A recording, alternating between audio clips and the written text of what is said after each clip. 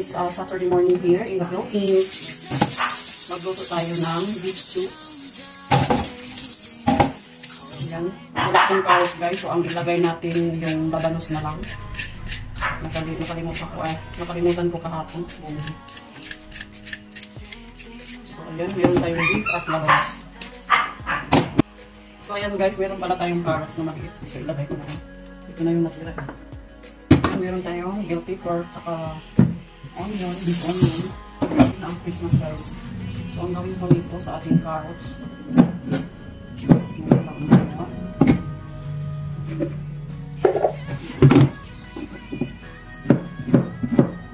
Kunti lang talaga guys. Ayan. Isim lang.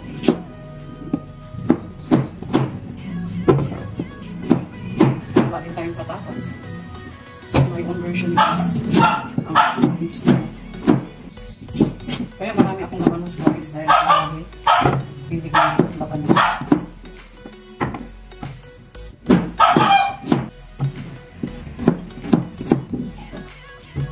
Yung ating beauty.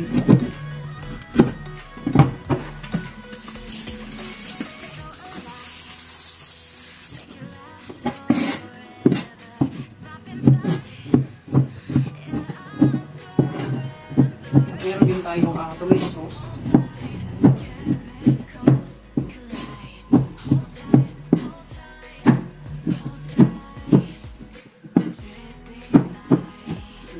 Anong meron tayo sa fridge guys? Hindi maganda ang ating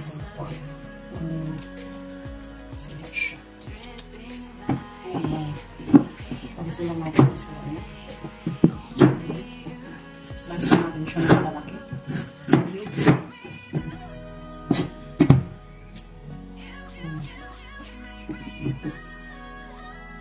Sarap siya. Sayang.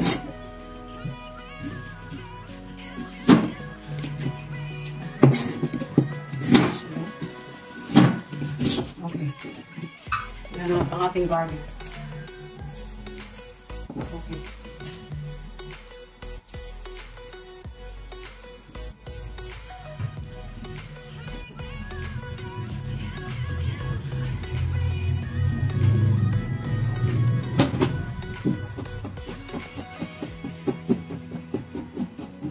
Okay, ready to cook na siya guys.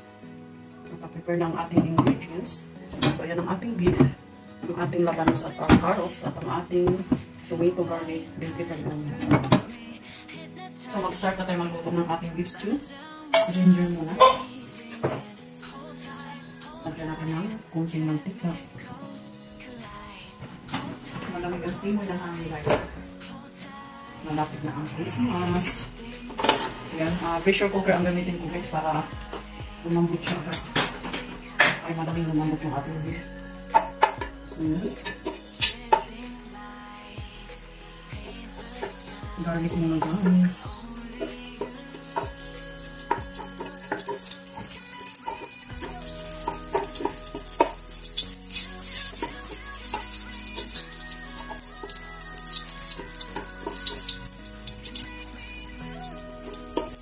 Ayan, so lagyan na natin ang ating beef.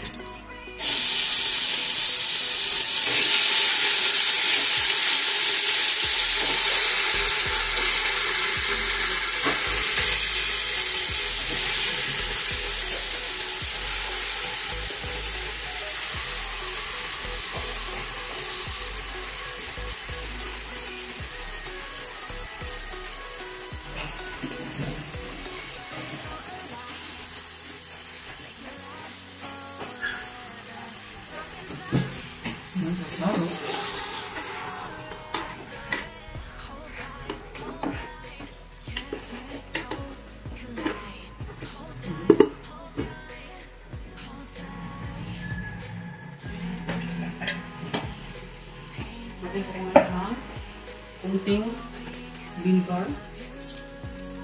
Ayan. Pakitakpan muna guys. Sisigan natin ng oil. So,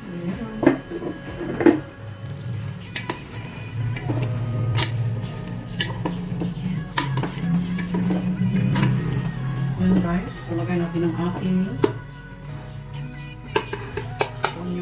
garlic at ang ating kamatis.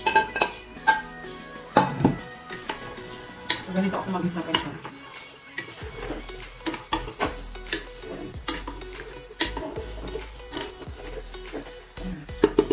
So, natakpan natin ulit. Ilagay na rin natin ang ating labanos at carrots guys. Maganda kasi siya yung lutong-luto siya. So, yan. Mamaya na natin siya lagyan ng tubig guys. Kayaan na natin. So, yan. Okay.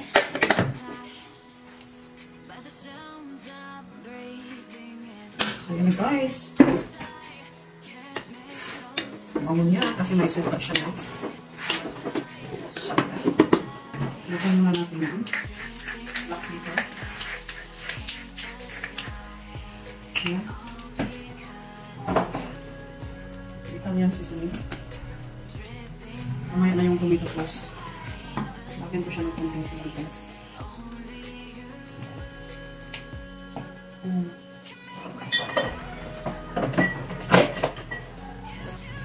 Ang ating bili.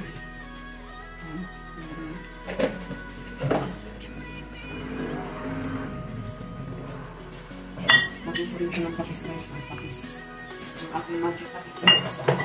Konting soto. So, mamaya na natin ilagay yung ating tomato sauce. So, malapit na siya yung so, yan.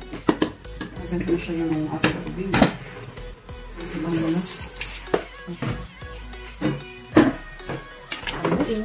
Yan, takpan muna natin. Aluin na natin kahit natin. So, ilak na natin siya. So, 20 minutes guys. Okay na ito. So, ayan guys. 30 minutes na. I-check natin.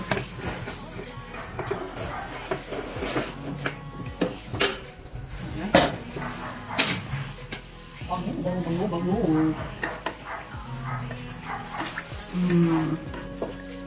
Yes. Okay na oh. Hindi pa siya masyado guys. Pero pwede na natin lagyan ang ating tomato sauce. Lagyan muna natin ng oyster sauce.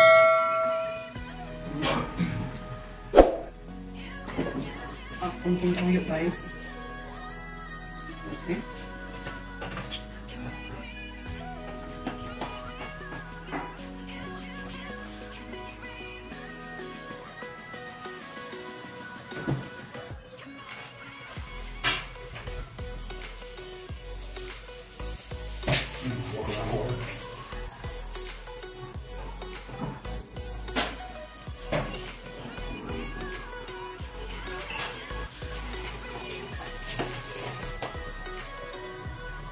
Lagyan din natin ng dito. Isa lang.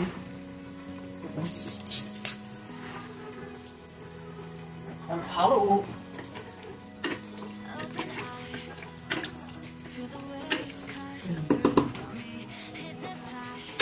What?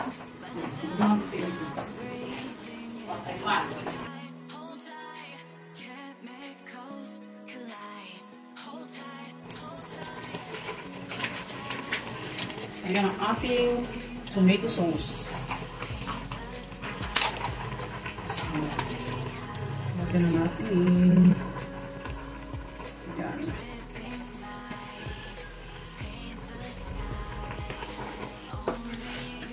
Ayan, medyo madami siya ha.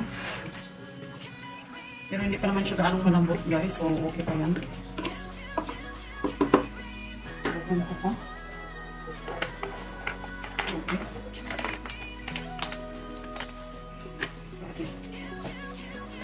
Okay.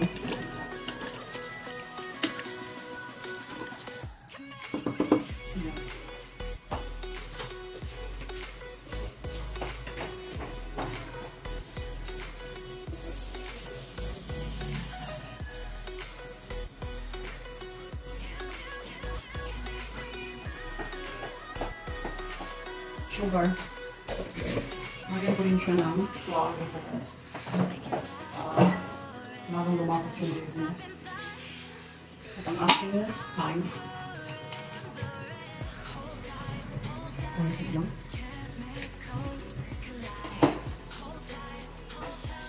So, yan.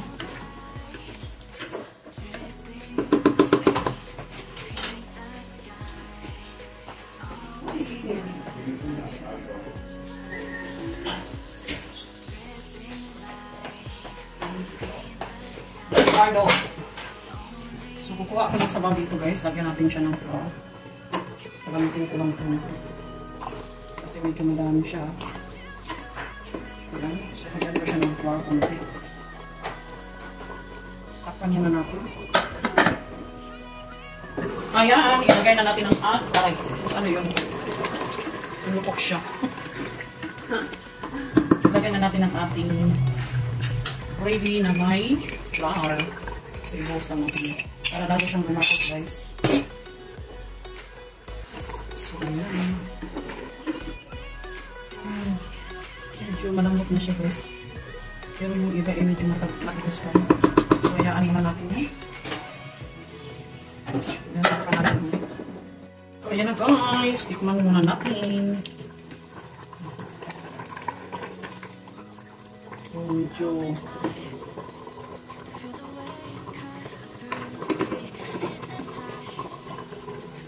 guys, i-check na natin ang ating beef. Ay, paklos. Ay, paklos siya. So, ayan. Okay na ba siya? Or nasunog na ba siya? Ayan. Ayan, okay na siya, guys. Tingnan natin ang ating okay na ang ating beef. Ayan. So, okay na siya, guys. Ayan. So, guys. Okay na ang ating beef stew. Ayan. So, ayan, guys. Yung gravy niya. Ayan, okay yung gravy niya, guys. Ayan. Ayan na, guys, ang ating beef stew. Luto na siya. Ang gravy niya is okay. So, ayan. Ayan, kain na tayo.